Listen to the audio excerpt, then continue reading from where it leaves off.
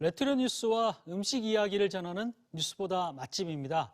오늘도 요리하는 기자 이기진 기자 나오셨습니다. 어서 오세요. 네, 안녕하세요. 네. 이번 주는 너무 추웠어요. 정말 겨울이 맹렬한 기세로 달려오는 것 같았었는데요. 네. 자, 어떤 소식 준비하셨습니까? 네, 영하 몇십 도 이하까지 떨어지는 경우는 정말 오랜만인 것 같아요. 그렇죠. 네. 예. 이런 맹추위를 뚫고서 싱그러움이 가득 찬 부여를 다녀왔습니다. 예. 예, 저게 지금 사진 나오는 게 비닐하우스인데 예. 예, 딱 보기엔 뭐 봄이 찾아온 것 같죠? 예. 그런데 저 비닐하우스가 어떤 작물을 재배하는지 비닐하우스인지 아시겠습니까? 글쎄요. 봐서는 잘 모르겠는데요. 뭐 쌈채소 같기도 하고. 예. 가만히 들여다보면 예. 딸기입니다.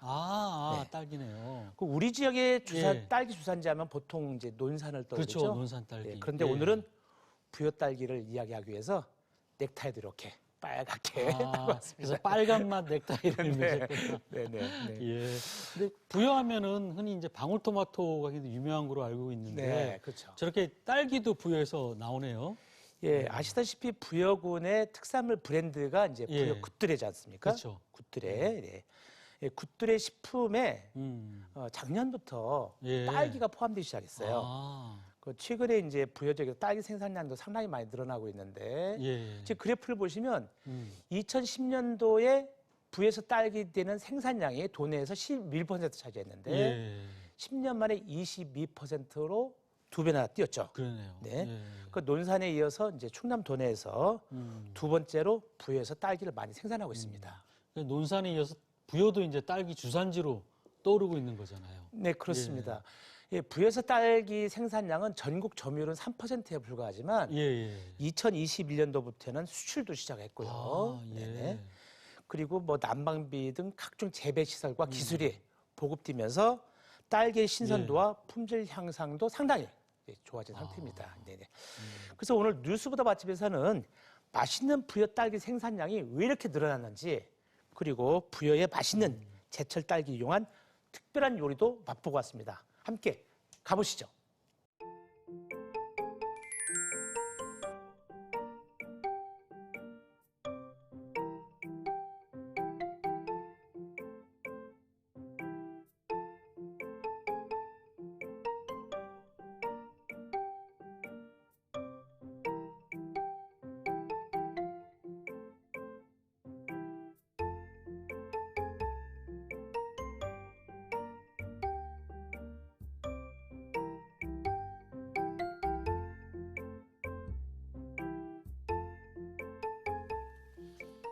입이 넣지도 않았는데 그냥 확 나네요. 여기서 진짜 현장에서 먹으면 진짜 한 40년 만인 것 같아.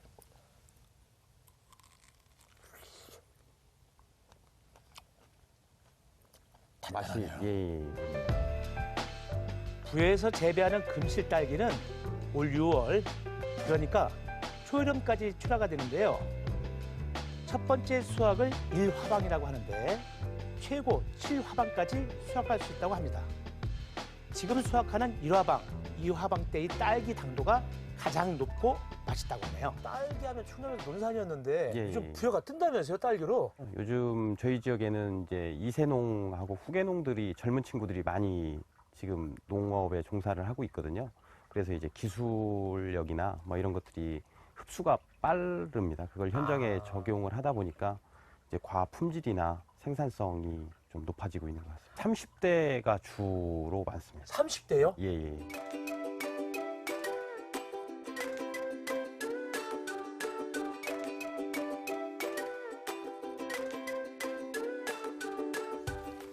당도를 한번 두근두근두근두근두근두근. 오. 13이면은 설탕물인데 이게 금실이라고 그랬죠, 금실. 그래서 그런지 사모님하고 회장님도 금실 좋구만요. 그런 것 같습니다. 야, 꿀이 뚝뚝 떨어져 보여요. 감사합니다.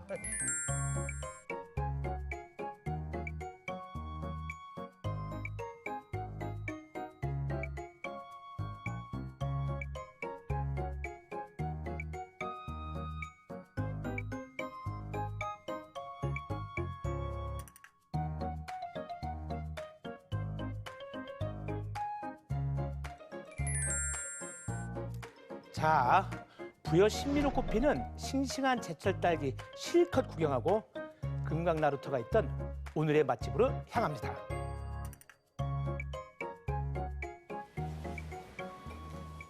야, 가게가 아주 예쁘네.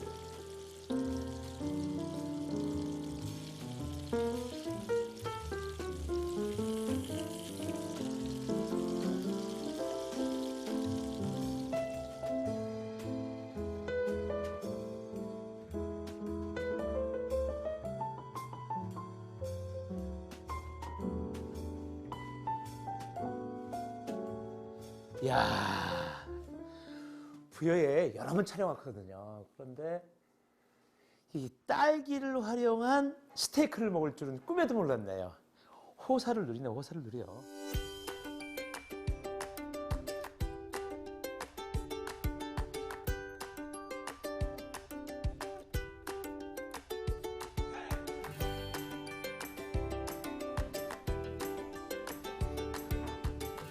사실 제가 좀 아까 그 소스를 만드는 과정을 봤거든요. 정성과 그냥 막 그냥 불 조절과 여기 딸기 들어있어. 딸기 들어있고 부여의 대표적인 방울토마토 구운 거. 그리고 뿐만 아니라 이 안에 부여의 식품이 곳곳에 보물처럼 숨어 있답니다. 자, 그리고 요거는 딸기로 만든 막걸리 칵테일. 요거 예쁘게 올라가 있네. 색깔도 예쁘죠? 배고파. 자, 먹겠습니다. 자, 이거 참 써졌어요. 야, 좀 아까 제가 보니까 굽고 난 다음에 레스팅 시키더라고요. 레스팅. 긴장 완화. 근육을 부드럽게 만들기 위해서. 하나 먹어봐야죠. 자, 궁금하네.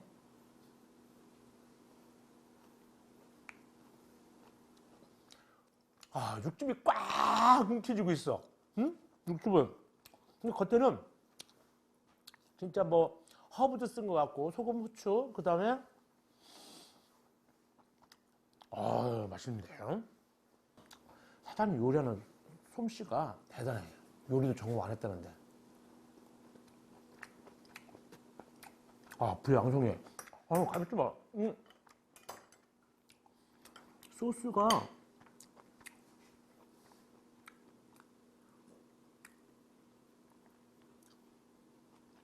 이게 백마강 깊이보다 더 깊은 맛이네. 응? 아니 사장님. 네. 이 시골에 이런 스테이크가 있어요? 응? 언밸런스의 일단 박수도 드리고. 감사합니다. 아니 이거를 뭐 굽는 거라든가 소스를 직접 개발하신 거예요? 네, 맞아요. 아주 오래전부터 관심이 많아서 독학으로 오래오래 공부해 왔습니다. 관심이요? 아니 그런데 이게 제가 하나씩 먹어보니까 저도 그래도 대한민국의 그래 빼어난 미식가인데 식탐가죠. 근데 이게 장난이 아닌데요. 정말 맛있는데. 그리고 특히 소스. 네. 요거는 가르쳐 주시죠? 저도 집에 가서 해먹게. 제가 이따 몰래 알려드리겠습니다. 몰래요? 다른 사람들 못 듣게. 야, 잘 먹을게요. 네, 감사합니다. 보니까 이 소스는 이 스테이크에다가 살짝 부어서 소스 맛이 싹 잠기게 해서 먹는 게 좋을 것 같아요. 이렇게 싹 올려서.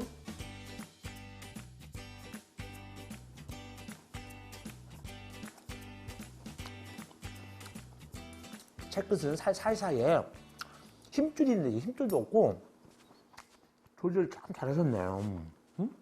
특히 이 딸기가 들어간 딸기가 이렇게 스테이크하고 어울릴 줄은 꿈에도 몰랐네.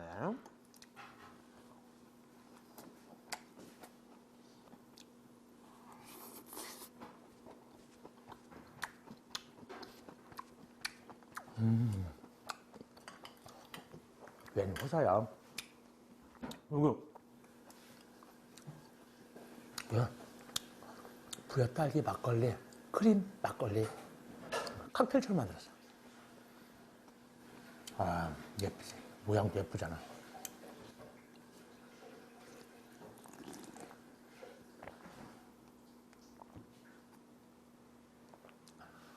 야,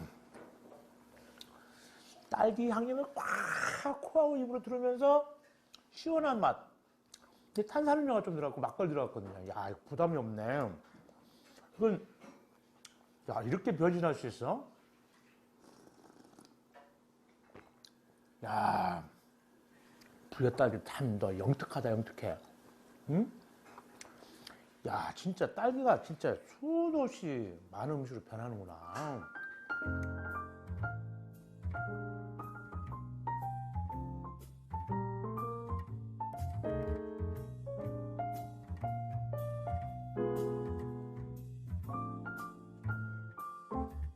특산물을 이용한 음식은요, 그 지역을 방문한 사람과 그 지역을 묶어주는 그런 매개체 역할을 하거든요. 처음 방문했다 하더라도 그 지역 특산물을 활용해서 이렇게 맛있는 음식을 만들면 부여를 이해하는데 훨씬 좋죠.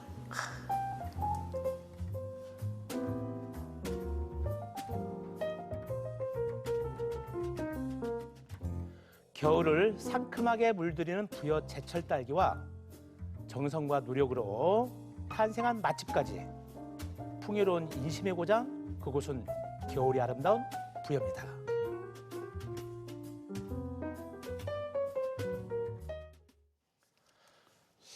(13브릭스면은) 사실 당도가 굉장히 높은 거잖아요. 네네. 네.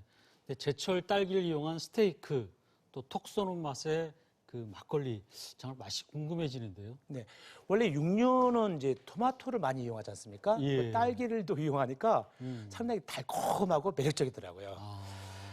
그런데 이제 요즘 네. 청년 농부와 기농 인구가 늘어나면서 핫한 작물을 많이 재배하잖아요. 예, 예. 그런데 사실 딸기 농사는 아주 어렵다고 그래요. 그래서 신중한 판단이 요구가 되는데 예. 그 투자비도 많이 들고 뭐 충분한 현장 경험이 있어야 가능하다고 합니다. 돈도 많이 들어가고요. 그러다 보니까 지난해 딸기 생산량이 전년도보다 부여에서는 2,000톤이 줄어들었다고 그래요. 네, 그래서 이제 예. 그 재배가 이제 그만큼 어렵고 포기하면서 다른 작물로 이동해 나가는 그런 경우가 많다고 하는데 딸기 농사를 도전해 보고 싶다면 뭐 예를 들어서 뭐 임대 농장 제도도 있으니까 1, 2년 정도 한번 저 경험 삼아서 해보고 난 다음에 판단하시는 게 좋을 것 같습니다. 예. 얼마 전에 한국 딸기가 네. UAE나 아랍에서 굉장히 인기였다. 네네네. 이런 소식도 좀 들었는데 네네. 딸기도 점점 더 좀 발전됐으면 좋겠다 생각이 네. 좀 들어요. 네. 겨울에 만나는 이른 봄 소식이었습니다. 네. 네, 이기진 기자 수고 네, 많으셨습니다. 감사합니다. 예. 네, 계속해서 주간 포토뉴스입니다. 양세원 아나운서 전해주시죠.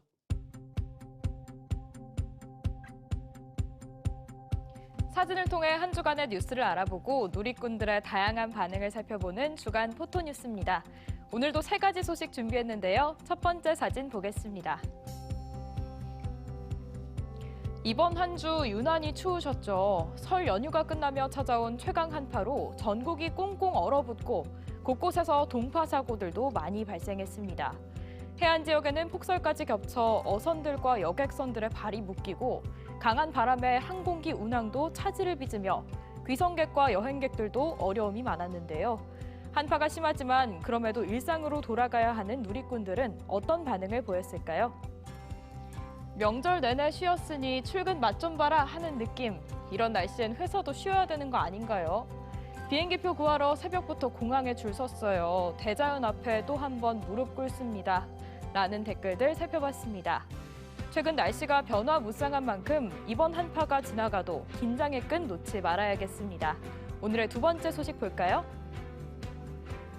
이렇게 강력한 한파가 지나가면 곳곳에 생겨난 고드름들을 볼 수 있는데요. 자연 속에서 만나면 경이롭지만 도심 지역이나 건물 외벽의 고드름은 방치하면 흉기와 다름없습니다. 혹여나 사고가 날까 시민들의 안전을 위해 소방대원들은 추운 날씨에도 출동해 고드름을 제거하고 있는데요. 겨울왕국을 방불케 하는 이 상황을 보고 누리꾼들은 어떤 반응이었을까요? 여름에는 말벌집, 겨울에는 고드름, 사계절 고생하는 소방관님들 감사합니다. 길 가는데 고드름이 바로 옆에 떨어져서 시겁했네요. 고드름 보시면 일단 피하셔야 해요. 라는 댓글들 있었습니다. 건물 외벽에 달린 고드름을 보면 혹시 모를 안전사고에 대비해 장난을 치거나 직접 제거하기보다는 119에 신고해야 한다는 점 명심하시길 바라며 오늘의 마지막 소식 보겠습니다. 겨우내 썰렁했던 교실에 시끌벅적 활기가 돌고 있습니다. 전국의 초등학교들이 이번 주부터 순차적으로 개학을 하는데요. 겨울방학이 끝나고 다시 만난 학생들, 오랜만에 만난 선생님, 친구들과 안부 인사를 나누는 모습이 즐거워 보입니다. 하지만 다음 주부터는 학교에서도 노마스크로 수업이 가능해지면서 이에 대한 걱정 어린 시선도 있는데요. 누리꾼들 반응은 어떨까요? 저희 집 애들은 그래도 마스크 쓰고 있게 하려고요. 아직은 좀 걱정되지 않으세요? 그래도 아이들 방학 끝나니까 좀 살 것 같네요. 바톤 터치입니다, 선생님. 이라는 반응도 있었습니다. 따뜻한 봄을 기다리며 새 학년을 준비하는 이 기간, 우리 학생들 모두 건강히 알찬 시간을 보낼 수 있길 바랍니다. 지금까지 주간 포토뉴스였습니다.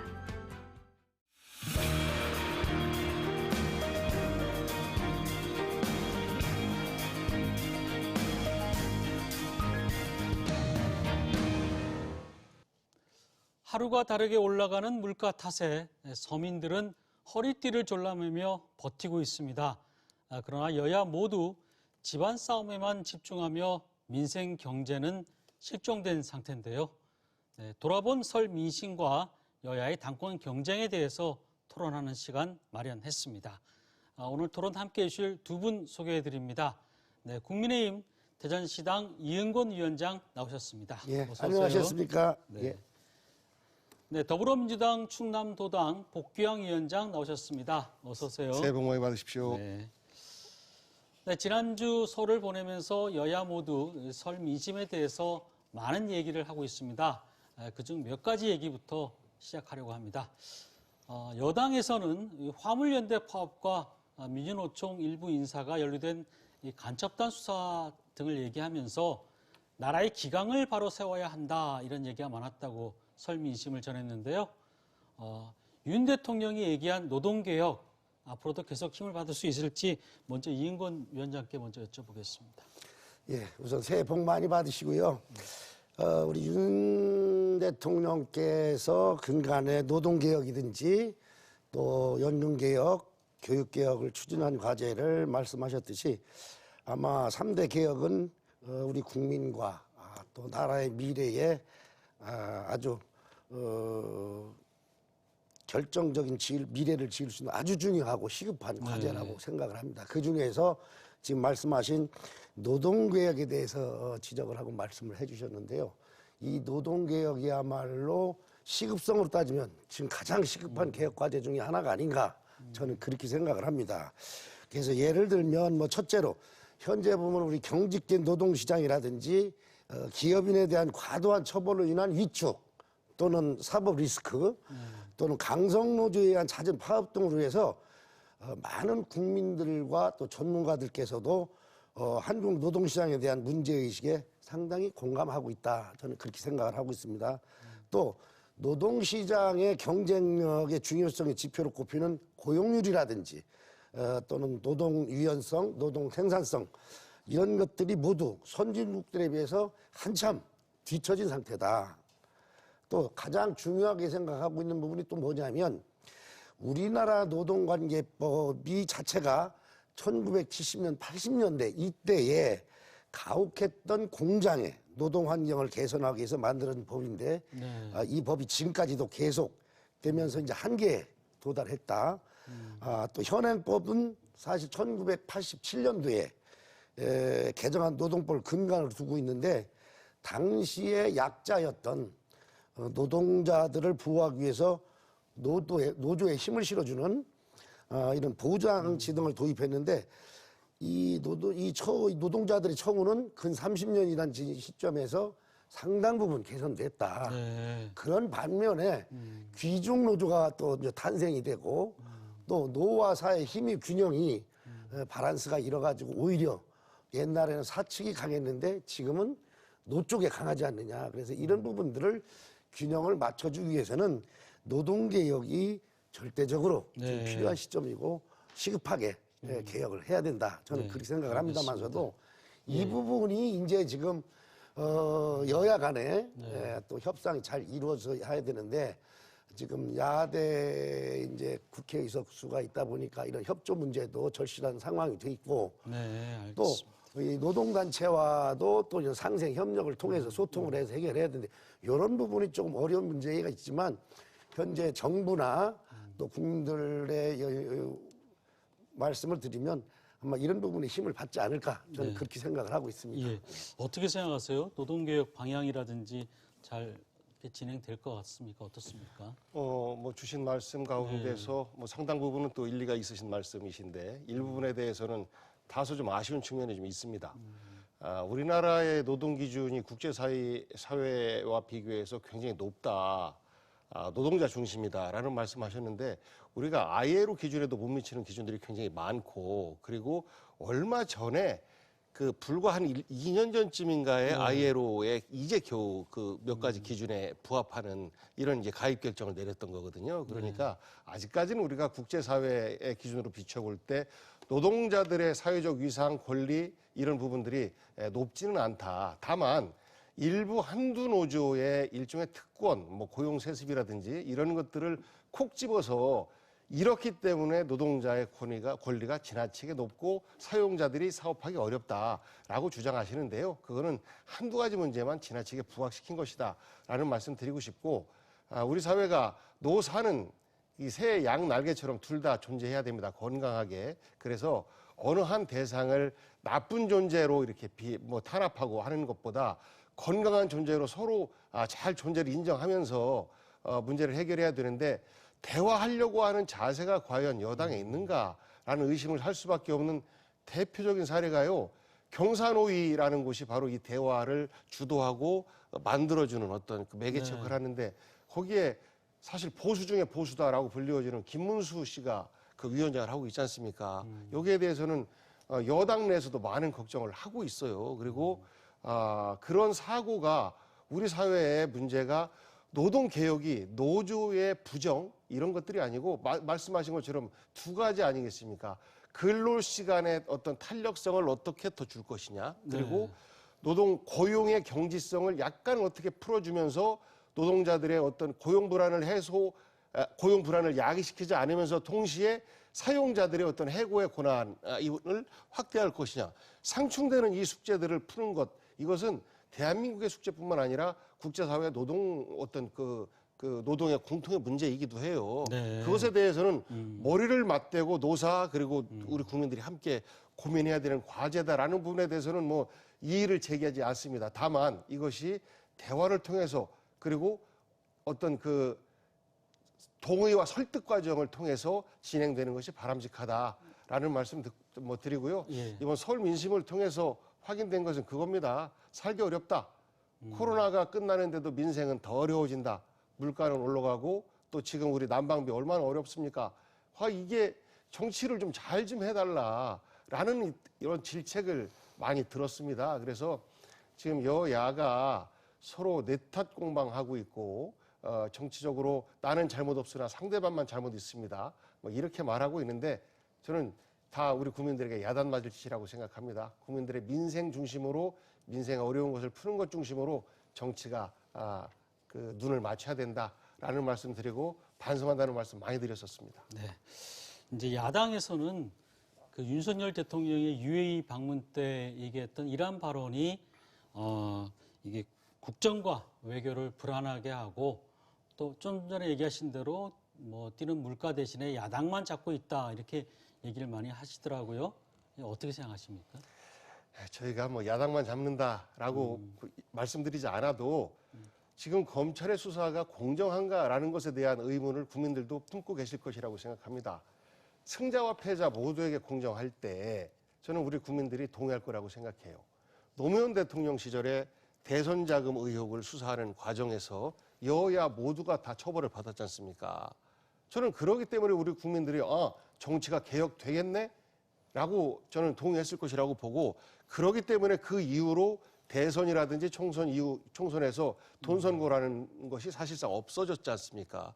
굉장히 그런 큰 정치 개혁의 성과를 낸 것인데 이번에 보면요, 윤석열 대통령의 장모, 부동산 투기 의혹, 뭐 위조 통장, 동업자는 유죄인데 그 장모는 무죄예요. 이런 말도 안 되는 어떤 그 수사와 판결 속에서 야, 너무한다. 그리고 김건희 여사의 도이치모터스 문제, 많은 증거들이 재판 과정에서, 공범들에 대한 그 재판 과정에서 나오고 있는데 여전히 수사를 안 하고 있어요. 수사를 통해서 면죄부를 줄 수도 있다라고 생각합니다. 근데 수사조차도 진행이 안 되는 것을 보고 야, 정말 우리나라 검찰이 공정하지 않구나라는 것을 자초하고 있다고 생각합니다. 그러하기 때문에 야당에 대한 수사, 잘못된 부분 수사해야죠. 그런데 여당에 대한 의혹도 함께 수사를 할 때 지나치게 패자에게 가혹하고 정치적 보복이다라는 어떤 의심을 사지 않는 검찰 수사가 될 수 있다라는 말씀 드리고요. 처음 말씀하신 이란이 주적이다. 우리 장병들의 적이 곧 이란이다라는 말을 UAE 파견된 우리 아크부대 장병들에게 한 말씀이나 마찬가지 아니겠습니까?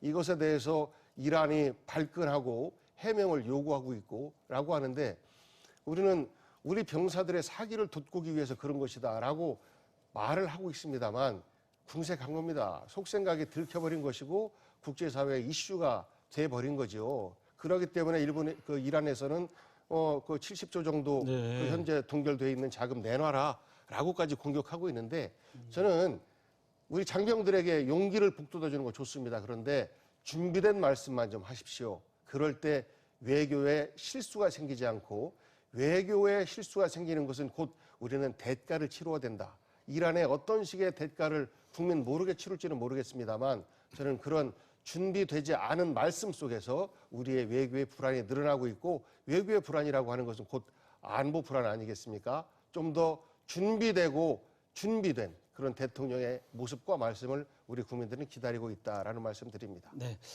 이인권 위원장께서 어떻게 생각하십니까? 너무 과도하게 또 이란을 한국과 이란 관계를 또 부각시킨 측면이 있지 않느냐. 또 이렇게 여당에서 하더라고요. 지금 그 복귀왕 의원님께서 지적을 이제 지금 국내 문제, 국외 문제까지 두 가지 짚어서 말씀하셨는데 난 복귀왕 의원님께서 이런 판단으로 보셨다는 데는 약간 실망입니다. 지금 이란 문제를 말씀하셨는데 우리 대통령께서 말씀하신 것이 이란이 우리의 적이다라는 말씀을 안 하셨어요.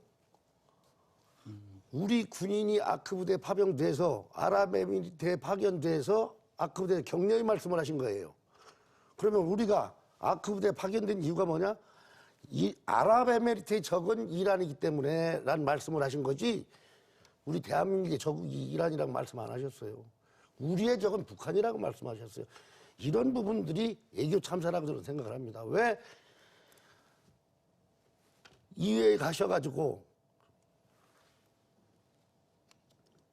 300달러가 넘는 투자 유치를 이루어 큰 성과를 거뒀음에도 불구하고 A교에는 여야가 없다고들 이야기하면서 어떻게 이런 부분에 대해서는 칭찬은 바라지 않지만 오히려 폄하된 그런 말꼬투리를 가지고 말을 만들어서 하는 건지 참 의아스럽습니다. 네.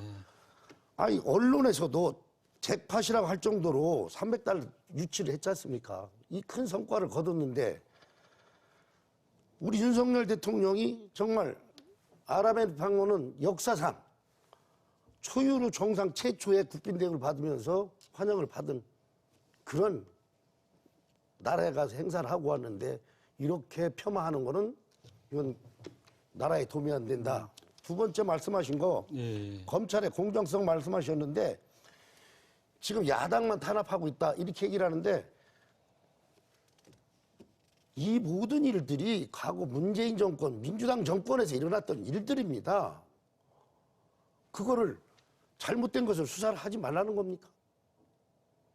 수사를 해서 잘못된 게 있으면 잘못된 대로, 잘못이 없으면 잘못 없는 대로 수사를 하면 되는 것이지 이걸 야당 탄압이라고 한다?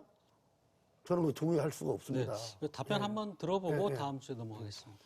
예, 그 이란이 UAE 주적이다라고 하셨죠. 근데 그 앞에 뭐라고 말씀하시냐면 형제의 적은 곧 우리의 적이다라고 말씀하셨습니다. 그렇기 때문에 그 말씀 전체가 연결되면서 대한민국의 주적이 곧 이란이다 이렇게 이해할 수밖에 없는 그렇게 말씀하셨기 때문에 그렇게 오해 살 만한 일은 안 하셨으면 좋겠다라는 말씀이고요. 그다음에 외교 성과 내셔야지요. 그리고 그런 부분에 대해서는 저희가 뭐라고 안 합니다. 그런데 이제 야당과 언론의 역할이라고 하는 것이 잘한 부분에 대한 칭찬보다는 못한 부분에 대한 질책과 아쉬운 부분에 대한 지적 이런 것 중심으로 말씀드리다 보니 그렇게 되었다라는 말씀드리고요.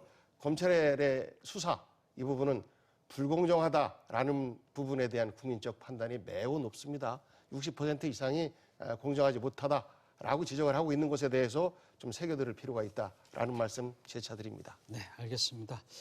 국민의힘 전당대회가 오는 3월 8일에 치러집니다. 이번에 선출되는 당대표는 내년 총선 공천권을 행사하기 때문에 당권 경쟁이 어느 때보다 치열한데요. 나경원 후보가 불출마를 선언하면서 지금 김기현 대 안철수 아마 양자 구도로 치러질 것 같은데요. 자, 한치 앞을 알 수 없을 것 같습니다. 먼저 위원장님, 어떻게 됩니까? 이렇게 저희 나경원 후보가 출마 포기하면은 어느 쪽이 더 유리해지는 겁니까? 글쎄, 그것은 뭐 누구도 예측하기 사실은 힘듭니다. 상황이 어떻게 그때 전개되느냐에 따라서 나경원 전 의원을 지지했던 사람들이 이동하는 방향이 틀려질 수도 있고 그렇기 때문에 뭐 지금 나오는 말들이 먼저 김기현 의원인 지금 현재 의원이나 안철수 의원 둘 얘기가 많지 않습니까? 나경원 의원이 이제 불출마를 선언하니까 그럼 둘 쪽 어느 쪽으로 많이 갈 거냐 아니면 다른 사람 쪽으로 갈 거냐 여러 가지가 얘기했지만 그걸 아마 예단하기는 어렵고 아마 2월 2, 3일경에 이제 후보 등록을 받습니다. 후보 등록을 받아서 컷오프도 하고 뭐 이렇게 하다 보면 시간이 지나면서는 정리가 되지 않을까 저는 지금 예단하기 참 힘들다고 생각합니다. 네. 그 나 후보 불출마가 오히려 비윤계의 결집을 더 키우지 않겠느냐 이런 또 분석도 있더라고요. 어떻게 생각하세요? 국민의힘의 나름대로 합리적 지지자분들, 그러니까 강성 지지자가 아니라 온건한 지지자 그리고 일종의 언제든지 스윙보트로 돌아설 수 있는 지지자 이분들에게는 많이 실망을 준 건 사실인 것 같아요. 그리고 지금까지 우리가 그 정치 개혁의 과정 속에서 대통령이 제왕적 총재 권한을 행사했던 여당 내에서 그것을 혁파하기 위해서 대통령의 권한과 당대표의 권한을 이제 분리시켰던 것인데 저는 그 이후로 그 정치 개혁 이후로 지금처럼 노골적으로 대통령이 여당의 전당대회에 이렇게 간섭을 한 것 좀 못 봤습니다. 그동안에 윤석열 대통령께서 당무는 당에 계신 분들이 하는 겁니다라고 말씀하셨는데 과거에 그 권성동 원내대표 시절에 체리 따봉이라고 하는 것을 보내면서부터 대통령이 당무에 굉장히 관심도 많고 관여하시는구나라는 것을 확인시켜 줬지 않습니까? 그 이후로도 여러 차례. 그런데 이번처럼 대표에 출마하고자 하는 사람까지도 주저앉히는 이런 것을 보고 같은 정당에 속한 어떤 같은 정당은 아닙니다만 정당 활동을 하는 저로서는 굉장히 걱정스러웠어요. 다시 또 정당의 제왕적 권한을 행사하는 대통령 총재 시절이 돌아오는 것 아닌가라는 걱정을 했습니다. 그래서 여당이 좀 잘 섰으면 좋겠습니다. 이번 전당대회를 통해서. 그리고 내년도 총선에서 여야가 다시 또 누가 더 많은 의석수를 가질지를 놓고 또 격돌을 하고 국민들의 어떤 심판을 기다리고 있는 것 아니겠습니까? 네. 그런데 지금 국민의힘의 전당대회 준비 과정을 보면 사실 민심보다는 윤심에 맞춰져 있는 것 아닌가라는 걱정을 해요. 당이라고 하는 것은 여당도 국민의 민심을 받아 안아서 그것을 그 정권에 전달하는 창구 역할을 하는 것이 바로 정당입니다. 그런데 지금처럼 민심보다 윤심을 우선시하는 당이다라고 하면 민심이 제대로 전달이 될까 이런 우려가 되는 그런 사건이었습니다. 네. 저도 한마디 좀 잠깐 드리겠습니다. 지금 복귀 의원님 좋은 말씀 하셨는데 과연 그럼 민주당은 이재명 대표를 선출할 때 당원 80조를 사망을 고친다고 그랬어요. 네. 그러니까 기소되면은 그러니까 예를 들어서 그러면 정지시킨다는 게 이제 당원 80조죠. 예. 그런 부분은 어떻게 설명을 하실 수 있을까요? 박경환 의원님 그렇게 말씀하시면 아. 그래서 이것은 윤석열 대통령이 뭐 노골적으로 개입을 했다 이렇게 말씀을 하시는데 그거는 좀 신중하게 판단을 하셨으면 좋겠고 왜냐하면 우리 당내에서조차도 당협위원장이 됐든 국회의원이 됐든 간에 이 경선에 누구 편을 들고 손을 선거운동을 할 수 없게 지금 이렇게 지침을 내려서 움직이지 못하고 있습니다. 이런 상황인데 대통령께서 노골적으로 개입을 해서 이렇게 한다?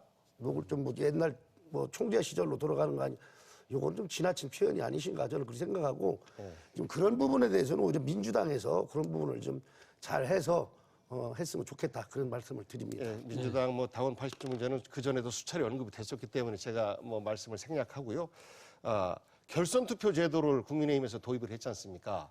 그러면서 결국은 친윤끼리의 경쟁을 좀 시킨 다음에 친윤 후보가 당대표가 되게끔 만들기 위한 구도였었다라고 전망들을 다 했었어요. 여든 야든. 그런데 지금 친윤 후보는 김기현 후보로 단일화된 것 아니겠습니까? 그러다 보니 자칫 결선 투표 제도가 비윤 혹은 반윤 후보들의 어떤 그 연합의 어떤 그 유력한 도구가 될 수도 있겠다 해서 자칫 친윤이 질 수도 있겠다 이런 우려들도 하고 있는 것 아니겠습니까? 누가 될 것 같습니까? 그러면 위원장께서는 저는 나경원 의원을 주저앉힌 것이 바로 비윤 또는 반윤 이 세력들이 결선 투표소 하나로 뭉치는 것을 막기 위해서 주저앉혔다라고 판단하고 있고 아마 상식적으로 여든 야든 다들 그렇게 판단할 겁니다. 그러면 1차 투표에서 윤심이 가 있는 김기현 후보에게로 저는 많은 그 적극적인 국민의당 지지자들이 투표를 할 것이고 그 결과가 저는 1차 투표에서 절반 이상의 어떤 표를 통해서 김기현 후보가 이길 것이다 라는 전망을 해요. 왜냐하면 나경원 후보를 지지했던 이런 당원들 같은 경우에 실망감 때문에 투표를 포기하는 경향이 그동안의 어떤 모습을 통해서 우리는 확인할 수 있었습니다. 근데 안철수 의원도 윤심이다 이렇게 얘기하시던데요. 네. 안철수 후보께서도 어떻게 누가 될 거라고 말씀하시긴 쉽지 않으실 것 같고 현재 제가 볼 때는 위원장이시니까. 좀 더 지나봐야지 뭐 할 수 있을 것 같고 저는 편하게 말씀하셔도 아마 불편하실 겁니다. 전망하시기가. 안철수 후보 같은 경우도 지금 윤심 말씀하셨지만 대통령 당선 시절에 인수위원장을 맡아서 하셨어요. 그런데 상당 부분에 대한 국정에 대한 공감대를 같이 가지고 계신 분이기 때문에 이 부분에 대해서도 무슨 지금 말씀하신 대로 뭐 김기현이만 윤심이고 안철수는 윤심이 아니다. 그거는 아닙니다. 지금. 예. 네. 끝으로 이제 민주당 얘기 좀 해보겠습니다. 이재명 대표가 이제 검찰 수석을 놓고 야당에서는 이 독재의 칼부림, 뭐 야당 탄압이 극에 달했다, 조작 수사다, 뭐 이렇게까지 맹비난하고 있는데요. 어떻습니까? 이재명 대표를 향한 수사의 끝은 결국 기소나 구속영장 청구일까요? 어떻게 보십니까?